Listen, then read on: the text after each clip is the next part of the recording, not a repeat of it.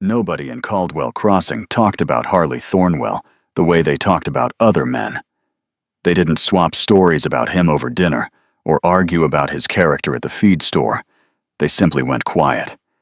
A particular kind of quiet, the sort that falls over a room when someone mentions a thing that everyone agrees is better left alone. His property sat at the far edge of town, separated from the nearest neighbor by nearly 2 miles of dry brush and red clay road. The house itself was large, well-built, and almost entirely dark at night. People said he preferred it that way. People said a lot of things about Harley Thornwell. What was certain was this: in 11 years, not a single person in Caldwell Crossing had knocked on that door and been glad they did. Which made what Inez Alderton did on the night of October 3rd all the more remarkable. She hadn't planned it. That was the truth she would turn over in her mind for a long time afterward, that none of it was planned, not the running, not the rain, and certainly not the house. The argument with her father had begun at supper, the way most things in the Alderton household began, quietly, then all at once. Gerald Alderton had set down his fork with a particular kind of deliberateness that Inez had learned to dread over 23 years of living under his roof. It meant he had already decided something. It meant the conversation was not a conversation at all, but an announcement dressed up to look like one. "Hector Baines has made an offer," her father said. "A fair one. I've accepted." Inez had gone still. Hector Baines was 51 years old. He owned the largest cattle operation in the county and smiled at women the way a man smiles at land he's already purchased. She had spoken to him exactly 4 times in her life, and each time she had walked away feeling smaller than when she'd started. "You accepted," she repeated. "The wedding will be in the spring." Gerald picked his fork back up. "You'll want to start on a dress." She had sat there for a long moment, hands folded in her lap, the way her mother had taught her. Then she pushed back her chair, walked to her room, and began to pack a bag. Not everything, just what she could carry. She was out the back door before her father finished his coffee. The rain found her about a mile out of town. It came sideways, the way October rain in that part of Texas had a habit of doing. It cold and immediate and entirely without mercy. Inez pulled her coat tighter and kept walking. She had a cousin in Marsville, 2 towns east, and a general idea of the road that led there. That was enough. It had to be enough. But the road turned muddy fast, and the darkness came down hard, and somewhere between the 3rd and 4th mile marker, she realized she could no longer see her own feet. The lantern she'd grabbed from the porch had gone out in the wind 20 minutes earlier. She was wet through to her collar. Her boots were pulling against the sucking mud with every step, and the night had the particular kind of silence that makes a person feel very alone and very far from anything good. She nearly walked past the house entirely. It appeared through the rain like something half-imagined, a shape at first, a large and dark against the gray sky, then a roofline, then a porch, a house, a real one, with the walls and a door and the promise of dry ground. She didn't know whose it was. In that moment, she didn't care. She pushed through the gate, crossed the yard, climbed the porch steps, and tried the door. It opened. Inside was dark but dry, and she nearly wept from the relief of it. She stood in the doorway long enough to shake the worst of the rain from her coat, then stepped in and pulled the door shut behind her. The room she found herself in was a sitting room of some kind. She could make that much out from the faint light coming through the front window. A stone fireplace on the far wall, a table, 2 chairs, the remains of a fire, still faintly orange in the grate. Someone had been here recently. She told herself it didn't matter. She told herself she would dry out, rest an hour, and be gone before first light. No one would ever know she'd been here. She crossed to the fireplace, crouched down, and held her hands toward the warmth of the coals. That was when she heard it. a floorboard. Somewhere behind her and above, the slow, deliberate creak of weight shifting on old wood. Then another. Then the sound of boots on a staircase. Inez did not move. She had grown up in a house where knowing when to stay still was a survival skill. So she stayed still now, hands extended toward a fire that was no longer warming her, and she listened to the footsteps descend the stairs one at a time, unhurried, unafraid, until they reached the bottom and stopped. The silence that followed lasted exactly long enough to be unbearable. "You're in my house." The voice was low, not loud, but not angry exactly, just certain, the way a man is certain when he is standing on his own ground and has no reason to pretend otherwise. Inez turned slowly. He was tall. She registered that first. Then the fact that he was watching her with an expression she couldn't quite place. Not fury, not alarm. Something more measured than either of those things. His hair was dark, pushed back from his face, and there was a stillness about him that she associated with men who had learned a long time ago that raising their voice was a waste of energy. She recognized him then. Not his face. She had never been close enough for that. But the shape of him, the way he stood, the particular quality of the quiet he carried. She had heard his name her whole life spoken in hushed tones across church pews and general store counters. Harley Thornwell. She was standing, dripping rainwater onto the floor of the most feared man in Caldwell Crossing, and he was looking at her like he was genuinely unsure what to do with that fact. Inez straightened her spine. Her voice, when it came, was steadier than she had any right to expect. "I didn't know whose house it was," she said. "I was caught in the rain. I'll leave." She meant it. She was already turning toward the door. "The creek on the South Road flooded an hour ago," Harley said. "You won't get far." She stopped. He hadn't moved from the foot of the stairs. He wasn't blocking her way. He wasn't threatening her. He was simply telling her something true, in the same tone a person uses to mention the weather. Inez turned back slowly. She looked at the door. She looked at him. She thought about Hector Baines and her father's fork, set down with such quiet finality, and about how she had walked out into a storm rather than sit still and let her future be handed to someone else. Then she looked at Harley Thornwell again, really looked at him, and found that whatever she had expected to see in the face of a man the whole town feared, it wasn't this. He looked tired. Not dangerous, just tired, and alone, and faintly puzzled by the wet, stubborn woman standing in the middle of his sitting room at 10 o'clock at night. "Sit," he said finally. "I'll put some wood on the fire." He said it the way a man says something he's already thought through and decided. Not an invitation, but not a command either. Something in between. Something that left the choice entirely with her.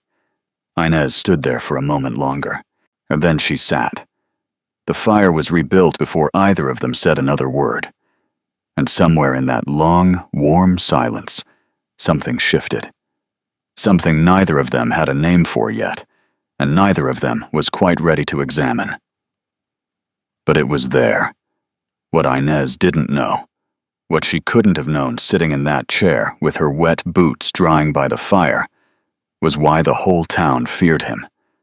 And what Harley Thornwell didn't know was that the woman sitting across from him was carrying a secret of her own.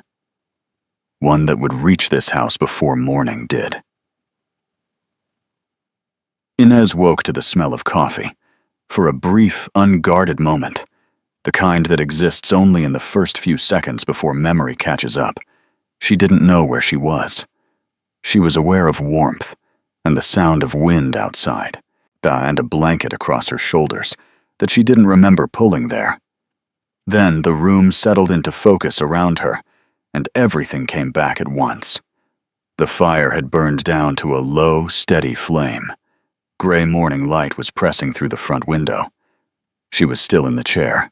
She had fallen asleep sitting up, which told her more about how exhausted she'd been than she cared to admit. The blanket across her shoulders was thick and wool and smelled faintly of cedar. Someone had covered her in the night.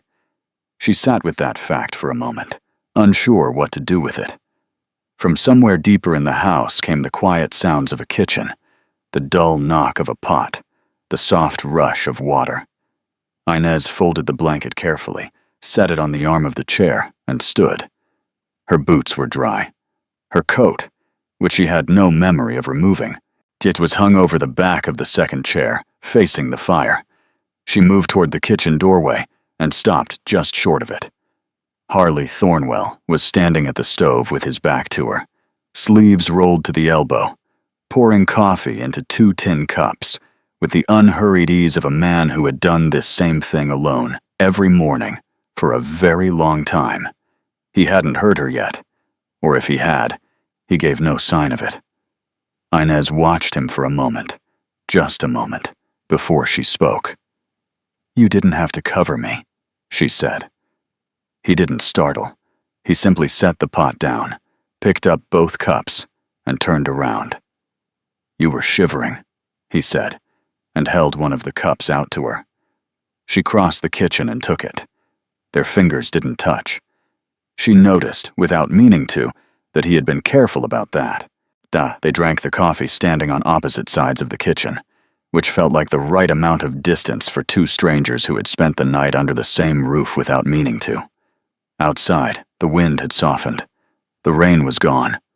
Through the kitchen window, Inez could see the yard in pale morning light, the fence posts, the empty corral, the long, flat reach of land beyond. "The South Road," she said. "Is it clear yet?" "Might be by mid-morning," Harley said. "Depends on how fast the water moves." She nodded and looked into her cup. She was doing arithmetic in her head. How far to the next town? How long on foot? Whether her cousin in Marsville would ask too many questions, or too few. "Where are you headed?" he asked. It wasn't a demanding question. It carried no edge. But he asked it the same way he'd told her about the flooded creek, like a man who thought information was practical and didn't see the use in withholding it or asking for it rudely. "East," she said. He accepted that without pressing further, and she found herself unexpectedly grateful for it. By the time the sun had fully risen, it was clear the road was not going to be passable by mid-morning. A boy from the nearest farm down the road, no older than 12, riding a mule with the confidence of someone 3 times his age, came by to say the creek had taken out the low bridge overnight. It would be at least 2 days before a wagon could cross, maybe 3. Inez stood on the porch and received this news with the particular stillness of someone who has run out of immediate options and is reorganizing around that fact. That Harley stood beside her. Not close, just present. "You can stay," he said, when the boy and his mule had gone. "Until the road clears. There's a spare room upstairs. Door has a bolt on the inside." She looked at him. "I'm telling you that," he said, meeting her eyes. "So you know I'm not asking you to trust me, just offering you a dry place to wait." It was the most words he had strung together since she'd arrived, and there was something in the plainness of them, the complete absence of performance, that made Inez feel unexpectedly steadied. "People will talk," she said. "People already talk," he replied. "About me, anyway. You'd just be new material." There was no bitterness in it. He said it like a man who had long since stopped expecting the world to be otherwise. Inez almost smiled. Almost. "All right," she said. 2 days." The first full day passed in a careful, quiet rhythm that surprised her. She had expected awkwardness, the sharp-edged kind that comes from 2 strangers navigating shared space without a map. Instead, the house seemed to absorb them both without effort. Harley worked outside through most of the morning, repairing a section of fence that the storm had damaged. Inez, unwilling to sit idle, found the kitchen in a state of functional neglect. Nothing dirty, nothing broken, just the accumulated disorder of a man who cooked for survival rather than pleasure. and quietly set about reorganizing it. She told herself it was something to do with her hands. That was all. When Harley came in at midday, he stopped in the kitchen doorway and looked at it for a moment without speaking. "You didn't have to do that," he said. "I know," she said, and set a plate on the table in front of him. He sat down. He ate. He said, after a few minutes, "It's good." It was a simple thing. A very simple thing. But Inez had grown up in a house where a meal placed in front of her father was received as an expectation rather than a gift. And something about the quiet directness of those two words settled somewhere in her chest and stayed there. In the afternoon, she found the bookshelves. They were in a small room off the main hallway, a room she might have taken for a closet if the door hadn't been standing open. Inside were 3 full shelves of books, a lamp, and a chair positioned beneath the window at an angle that caught the afternoon light perfectly. It was so deliberately arranged, so clearly a private space, that she almost backed out without going further. But the titles pulled her in. She was standing there, head tilted sideways, reading spines, when she heard him in the doorway. "Sorry," she said, straightening. "I didn't mean to intrude." "You're not," he said. She looked at him. He was leaning against the doorframe with his arms loosely crossed, and there was something in his expression she hadn't seen before. Not quite ease, but the early edge of it. Like a door opened just slightly, not yet wide. "You read a great deal," she said. "When it's quiet," he said, "which is most of the time." She thought about asking him why a man who clearly valued his solitude had the particular reputation he did in Caldwell Crossing. Or she had been wondering about it since last night, the gap between the man the town described and the man who had covered her with a blanket and made her coffee and told her the door had a bolt on the inside so she wouldn't have to worry. She didn't ask. Not yet. Instead, she pulled a book from the shelf, held it up with a questioning look, and he nodded once. She took it to the sitting room. He went back to whatever he'd been doing, and for the rest of the afternoon, the house held them both in that particular comfortable quiet that is rarer and more valuable than most people realize. It was after supper, she had cooked again, and he had not argued, that the question finally found its way into the open. They were sitting on the porch. The evening was cool and clear after the storm, the kind of sky that looks painted, too many stars to count. Inez had a cup of tea. Harley had nothing, just his elbows on his knees and his eyes on the middle distance. "They say you ran a man out of town," she said. 3 years ago." He didn't tense, didn't shift. "They say a lot of things," he said. "I know," she said. "I'm not asking what they say. I'm asking what happened." A long pause, the kind that isn't evasion, just thought. "Man named Pritchard," Harley said finally. "He was taking water rights from the smaller farms, legal enough on paper, but he'd gotten those signatures through pressure, not agreement. Some of those farmers couldn't read what they were signing." He paused. "I could." Inez looked at him. "I made it difficult for him to stay," Harley said simply. "He left. The farms kept their water." He glanced at her sideways. "Nobody thanked me for it. But they just decided I was the kind of man who makes things difficult." The silence that followed was a thoughtful one. "And are you?" Inez said quietly. "The kind of man who makes things difficult." He considered that for a moment with what she was beginning to recognize as his characteristic honesty. "Only for the right people," he said. She should have gone to bed. It was late, and the road might clear by tomorrow, and she had places to be, and a cousin expecting her, and a future to build out of whatever she could carry in a single bag. But she sat on that porch a while longer, and so did he. It was Harley who finally spoke, and what he said was not what she expected. "Your father," he said quietly. Not a question. Not exactly. Inez went still. "You didn't leave because of rain," he said. He wasn't looking at her, and he was still looking at the sky the same steady way he looked at everything. Nobody packs a bag and walks out in the dark over weather. She didn't answer right away.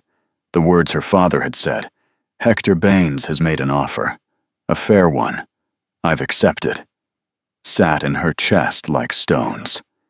"He arranged a marriage," she said finally, "without asking me, to a man I wouldn't have chosen in 100 years. Harley was quiet for a moment. "And he'll come looking," he said. It wasn't a question this time. Inez felt the truth of it land with a weight she'd been outrunning since last night. "Yes," she said, "he will." The stars were very bright.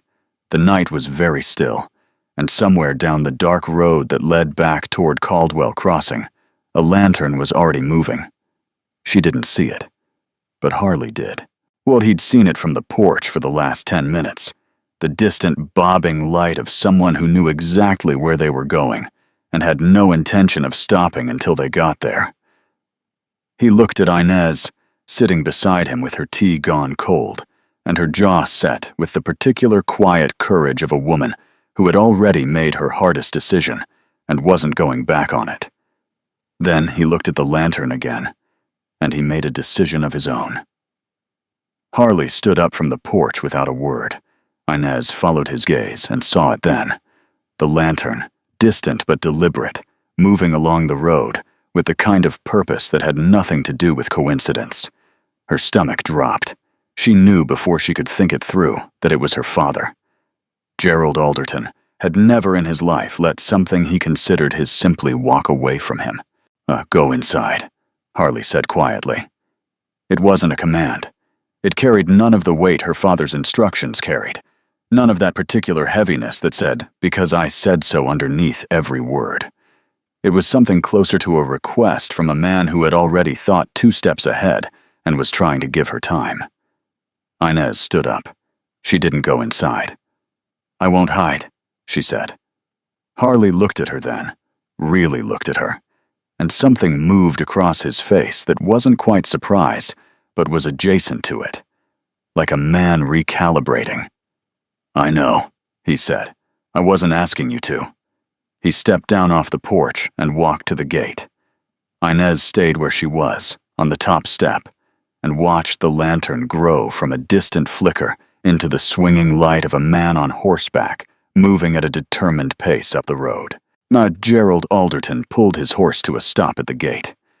He was a broad man, her father. Broad through the shoulders, broad in the way he took up space in a room, as though the air itself owed him accommodation. He looked at Harley Thornwell, standing at his own gate, with the expression of a man who had not expected an obstacle and was deciding how to handle one. Then he looked past Harley at Inez on the porch, and his expression shifted into something harder and more familiar. "Inez," he said, "get your things." She had heard that voice her entire life. It had pulled her back from 100 small rebellions. A word left unsaid. A door closed softly instead of firmly. A dress worn that he hadn't approved of. And every time she had listened, something inside her had gone a little quieter. She felt the pull of it now, old and deep and entirely automatic. But she stayed where she was. "No," she said. The word was so simple, so short. It surprised even her. Not that she'd thought it, but that it had come out whole and clear and without apology attached to it. Gerald's eyes moved back to Harley. "This is none of your business, Thornwell."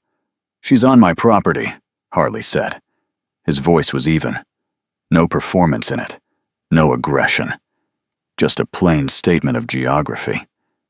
"That makes it somewhat my business. She's my daughter."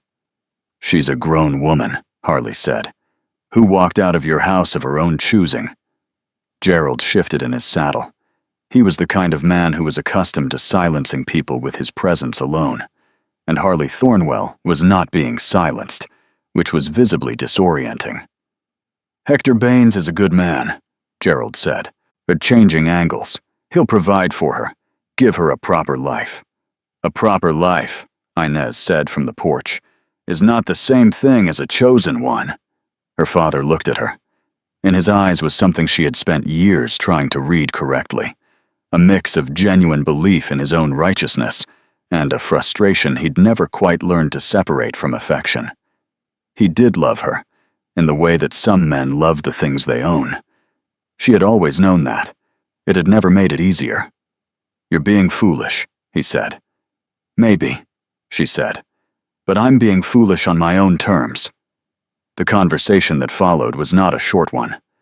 Gerald argued the way he always argued, circling, returning, restating the same position from different angles, as though eventually one of them would land. Harley stood at the gate and said almost nothing, which turned out to be more effective than anything he could have said, because Gerald could not intimidate a silence. He needed resistance to push against, and Harley simply wouldn't provide it. It was close to an hour before Gerald Alderton finally accepted that he was not leaving with what he'd come for. He looked at his daughter one last time. Something in his face shifted, not into warmth exactly, but into a reluctant acknowledgement that the thing he was looking at was no longer entirely his to direct. "This isn't finished," he said. "It is for tonight," Inez replied. He turned his horse and rode back the way he'd come, the lantern swinging with the rhythm of the animal's movement, until it disappeared around the bend in the road, and the dark settled back in, quiet and complete. Inez let out a breath she had been holding for what felt like several minutes. Harley came back up the porch steps and stood beside her, both of them looking out at the empty road. "You didn't have to do that," she said. "I know," he said. She looked at him sideways. "That seems to be a habit of yours." The corner of his mouth moved. Not quite a smile, but the suggestion of one, the shape of it just beneath the surface.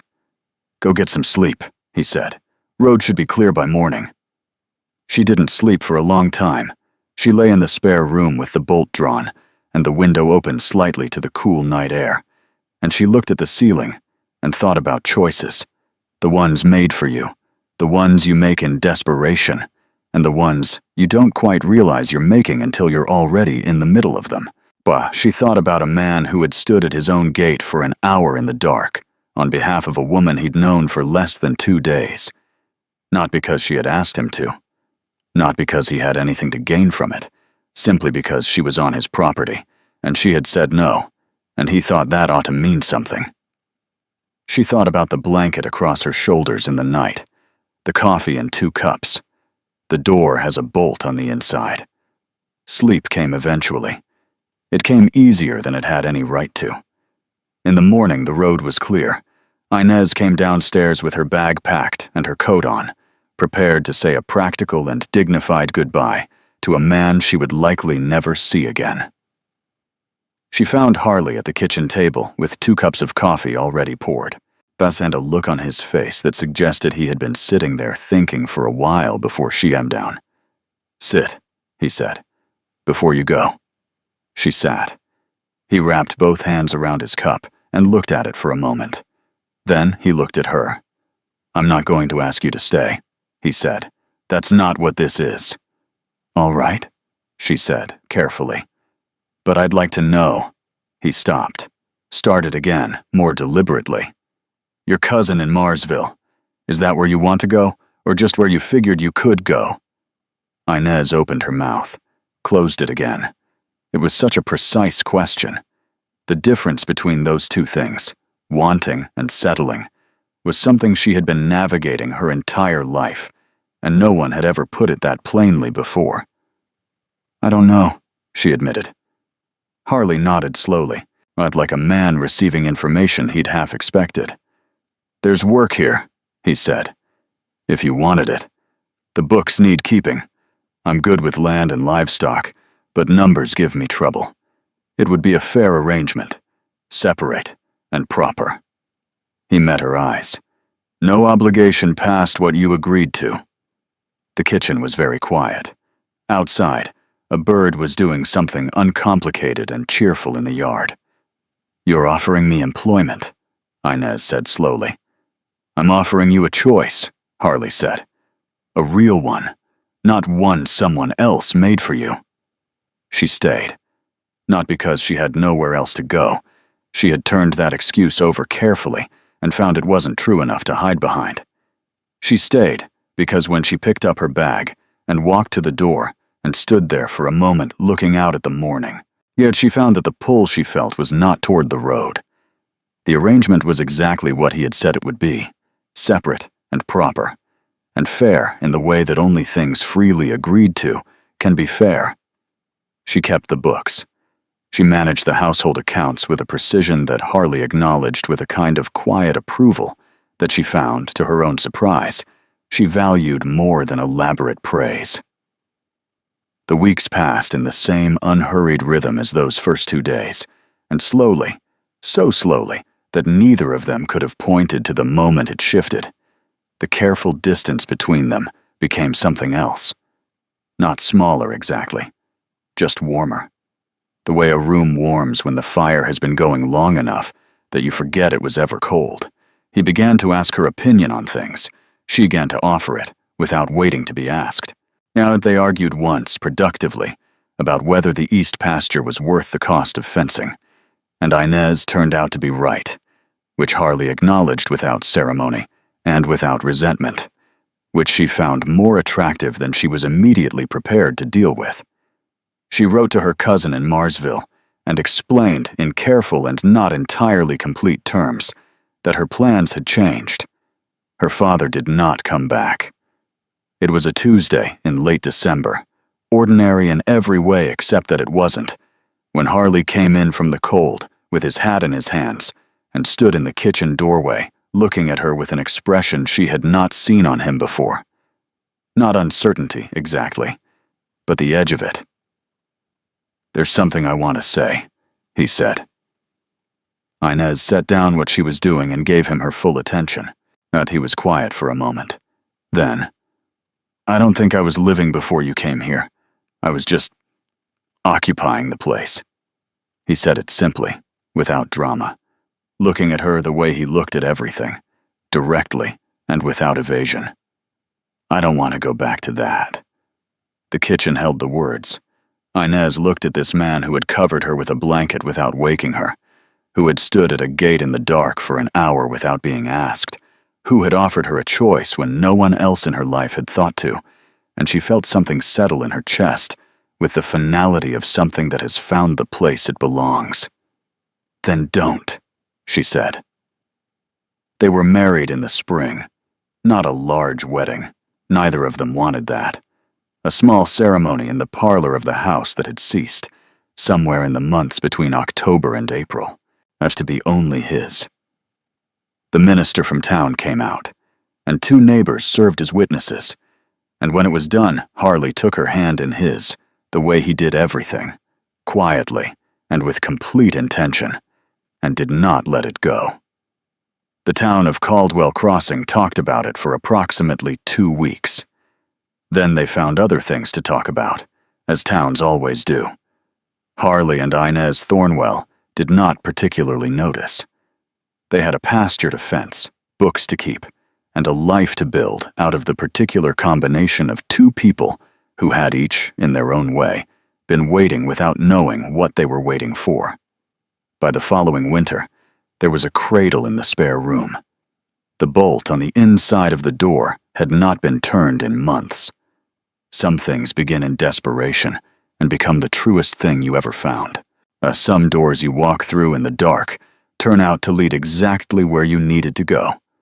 Inez Alderton had run from a future she hadn't chosen, and stepped, wet and shivering, and entirely by accident, into the only one she ever wanted.